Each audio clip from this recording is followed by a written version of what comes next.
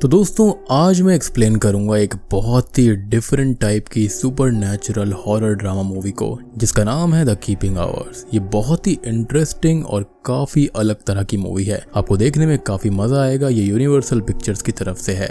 तो चलिए अब बिना किसी देरी के चलते हैं सीधा वीडियो की तरफ।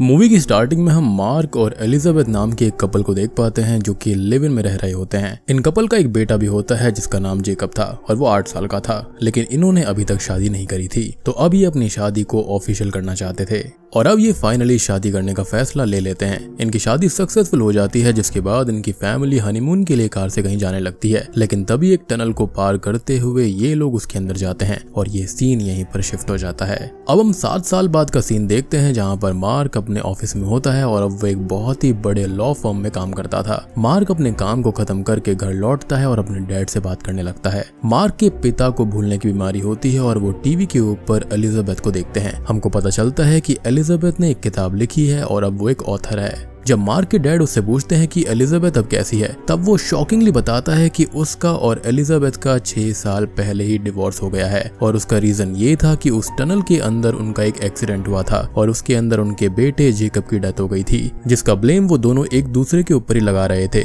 और इसी टेंशन की वजह से जस्ट 1 साल के बाद ही उन लोगों ने डिवोर्स ले लिया। लेकिन अपनी भूलने की बीमारी की वजह से मार्क के डैड इस बात को भूल गए थे। अब अगले सीन में हम देखते हैं कि जब मार्क ऑफिस में होता है तब उसे उसके पुराने घर के केयर टेकर का कॉल आता है और वो बताता है कि उनका एक और नया टेनेंट चला गया है, यानी कि रेंटर। अब मार्क उसको कहता है कि वो उस पुराने घर के चक्कर में नहीं पड़ेगा और पॉसिबल हो तो वो उस घर को बेच दे, लेकिन मार्क उसको बताता है कि घर बेचने से पहले वो कुछ अपनी पुरानी चीजें वहां से ले जाना चाहता है। अब अगले ही सीन में मार्क अपने पुराने घर में जाता है जहाँ पर जेकब के साथ वो रहा करता था और वहां पर जाते ही एक शरारती बच्ची मार्क को हुक मार देती है। खैर अब मार्क अपने घर को एक्सप्लोर करता है और उसे अपने बेटे जेकब की याद आने लगती है क्योंकि उसने अपना कुछ समय वहीं पर बिताया था। वो अब घर की सफाई करता है और तभी उसको एक सॉरी नोट भी उस छोटी बच्ची की तरफ से मिलता है जिसका नाम डैश था।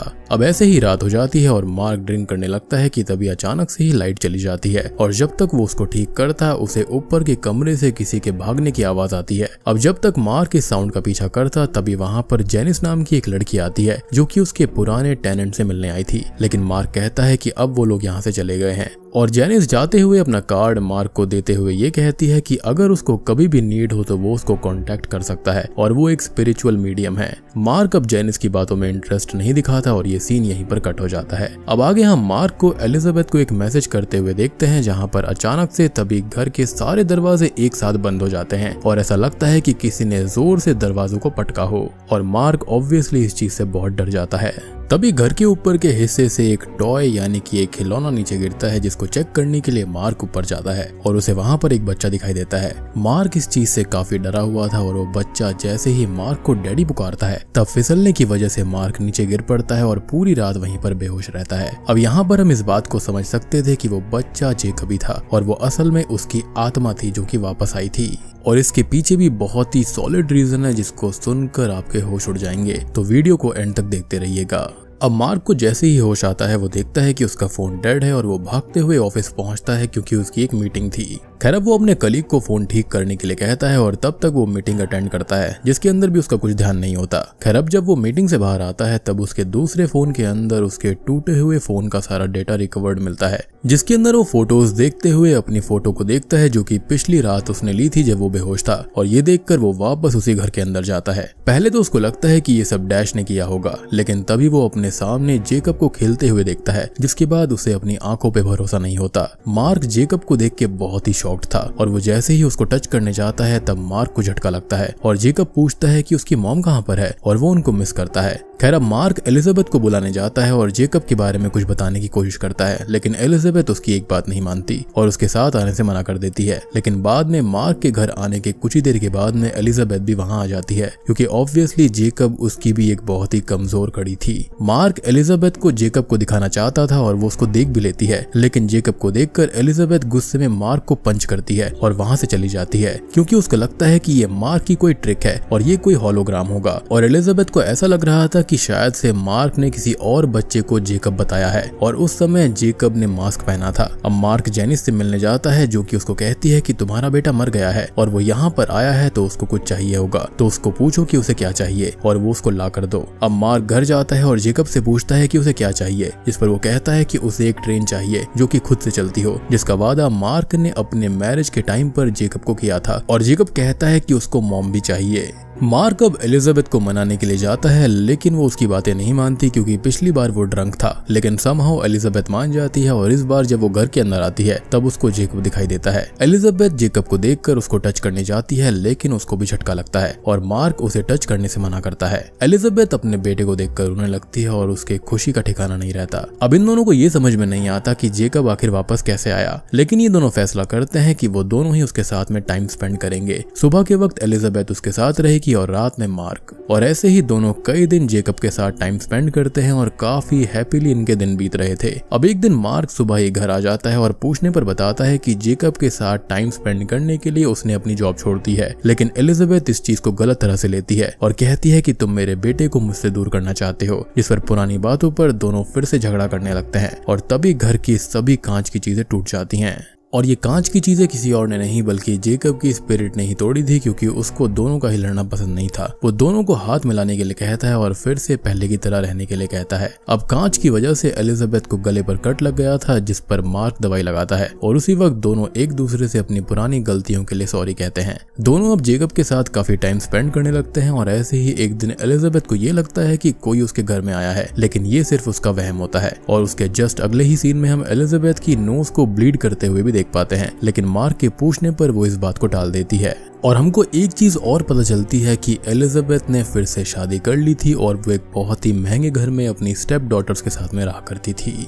लेकिन ऑब्वियस ही बात है कि उसके रियल बेटे जेकब की न्यूज सुनकर वो तुरंत ही यहाँ पर आ गई थी। उसी रात जब जेकब मार्क के पास में होता है तब वो कहता है कि मॉम के और भी बच्चे हैं। इसके बाद मार्क उसको बताता है कि लेकिन वो तुमसे सबसे ज्यादा प्यार करती है। और जेकब भी फिर कहता है कि वो आपसे भी बहुत प्यार करती हैं। वहीं दूसरी तरफ हम एलिजाबेथ को देखते हैं, जो कि अपने घर पे अपनी स्टेप डॉटर को उसकी और मार्क की वेडिंग एल्बम दिखा रही होती है और उसे अपनी फर्स्ट मैरिज के बारे में बोलती है। अब अगले दिन जब मार्क डैश के साथ खेल रहा होता है तब जेकब भी अपने पापा के साथ खेलने में इंटरेस्ट दिखाता है, लेकिन ऑब्वियसली ये पॉसिबल नहीं था, इसलिए वो दुखी होकर अपने रूम में चला जाता है, क्योंकि ऑब्वियस ही बात है वो एक स्पिरिट थी और उसके पीछे एलिजाबेथ भी जाती है। पर तभी एलिजाबेथ के चिल्लाने की आवाज आती है, जैसे उसने कुछ डरावना देख लिया हो। और जब मार्क उसको पूछता है कि उसने क्या देखा, तब वो कहती है कि वहाँ पर कॉर्नर में कोई था, लेकिन उस वक्त वहाँ पर कोई भी मौजूद नहीं होता, यानी कि मार्क को वहाँ कोई नहीं दिखता। अब अगले दिन जेनिस मार्क से मिलने आती है और उसे जेकब की सारी बातें पता चलती है। वो मार्क को कहती है कि उसे जेकब को वापस भेजना होगा। तभी वहाँ पर एलिजाबेथ आ जाती है और जेनिस की ऐसी बातें सुनकर वो उसे अपने घर से चले जाने के लिए कहती है, क्योंकि अब वो जेकब से एक सेकंड के लिए भी अलग नहीं होना चाहती थी और वो इस लाइफ को काफी एंजॉय कर रही थी। खैर अब अगले सीन में इनकी फैमिली बीच पर जाती है, जहां पर जेकब के साथ जाना एलिजाबेथ का सपना भी होता है। असल में एलिजाबेथ के जेकब के साथ काफी प्लान थे, जो कि उसकी मौत के बाद वो पूरे नहीं कर पाई, लेकिन अब वो उन सारे सपनों को पूरा कर रही थी। इन मोमेंट्स को तीनों काफी एंजॉय कर रहे होते हैं, लेकिन मार्क और एलिजाबेथ के लिए ये श्योरली उनकी लाइफ के बेस्ट मोमेंट्स होते हैं। और उसी रात ये दोनों काफी क्लोज भी आ जाते हैं और इंटीमेट भी होते हैं, क्योंकि ऑब्वियसली दोनों के मन में एक दूसरे के लिए अधूरी फीलिंग्स थी, यानी कि ये दोनों अभी भी प्यार में हैं। एनीवेज अब अगली सुबह उनके घर के बाहर एलिजाबेथ का दूसरा हस्बैंड आता है और वो एलिजाबेथ को मार्क के साथ देखकर उसको काफी बुरा भला कहता है और अंत में उसके साथ रिश्ता तोड़ने की बात करता है, जिस बात पर एलिजाबेथ काफी दुखी होकर रोने लगती है। खैर अब एलिजाबेथ घर चली जाती है और जब मार्क जेकब की स्पिरिट से कैजुअली बात करता है तब जेकब उसको बताता है कि असल में एक्सीडेंट के दिन उसने ही अपनी सीट बेल्ट गलती से निकाल दी थी और इसमें उसकी मॉम की कोई गलती नहीं है और इसलिए वो मॉम को माफ कर दे। यानी कि मार्क जो कि एलिजाबेथ पे जेकब की मौत का ब्लेम लगा रहा था, उसके लिए जेकब खुद रेस्पॉन्सिबल था। तभी वहाँ पर एलिजाबेथ भी अपने सामान के साथ आ जाती है और कहती है कि उसने अपना घर छोड़ दिया और अब वो मार्क के साथ ही रहेगी। इसके कुछ ही सीन्स के बाद में जब एलिजाबेथ जेकब के साथ बातें कर रही होती है है तभी पीछे का दरवाजा अपने आप खुलता है और जेकब उस रूम के अंदर चला जाता है। एलिजाबेथ भी जेकब के पीछे जाती है और उसे वहाँ पर बहुत तेज रोशनी दिखाई देती है जिसके अंदर वो अपनी मरी हुई मॉम को देख पा रही थी और उन्हें देखकर वो बहुत खुश हो जाती है। इनफैक्ट उसकी मॉम भी एलिजाबेथ को बुला रही थी और अपने साथ चलने को कह रही थी, लेकिन इसी बीच एलिजाबेथ अनकॉन्शियस होने लगती है और उसके नाक से फिर से खून निकलता है, जिसके बाद मार्क उसको संभालता है और उसको हॉस्पिटल ले जाता है और तभी अचानक से ही सब कुछ नॉर्मल हो जाता है।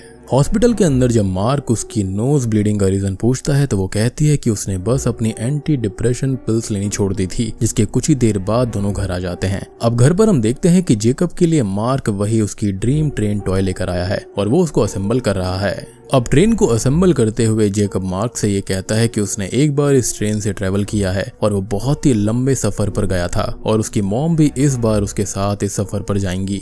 और ये बात सुनते ही मार्क को भयानक तरह से शक होता है कि कुछ ना कुछ तो गड़बड़ है और वो भागते हुए एलिजाबेथ के पास पहुंच जाता है कि क्या वो बीमार है और डॉक्टर ने उसको आखिर बताया क्या था और ये डिप्रेशन नहीं हो सकता। इस पर एलिजाबेथ उसको सारी सच्चाई बताती है कि असल में उसको टर्मिनल कैंसर है जिसका क्योर अब पॉसिबल नहीं है और काफी लेट हो चुका है। मार्क इस बात को सुनकर दुखी हो जाता है और बार बार एलिजाबेथ से कहता है कि उसने उसे ये बात पहले क्यों नहीं बताई और एलिजाबेथ उसको कहती है कि मैं मर रही हूँ, मेरे पास आ जाओ। तभी मार्क ये भी रिवील करता है कि उसकी जेकब की डेथ में कोई गलती नहीं थी। मार्क उसको कहता है कि जेकब ने उस दिन अपनी सीट बेल्ट खुद से ही निकाल दी थी और वो उसकी डेथ के लिए गिल्टी नहीं है और वो उस चीज के लिए उससे माफी मांगता है।